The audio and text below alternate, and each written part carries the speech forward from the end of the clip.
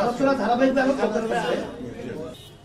এটা আমরা আগে থেকেই বলেছি যে দ্রুত সময় আমরা সেখানে শব্দটা ব্যবহার করেছি, খুব বেশি সময়টা না নিয়ে যৌক্তিক, সেই যৌক্তিক সময়টা আমরা বলেছি 1 থেকে 1.5 বছরের মধ্যে, এরকম একটা কথা আমরা বলেছি।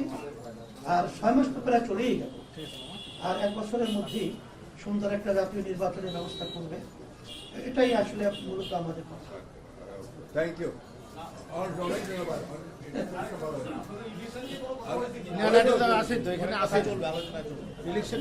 আলোচনা ধারাবাহিকভাবে চলতে হবে।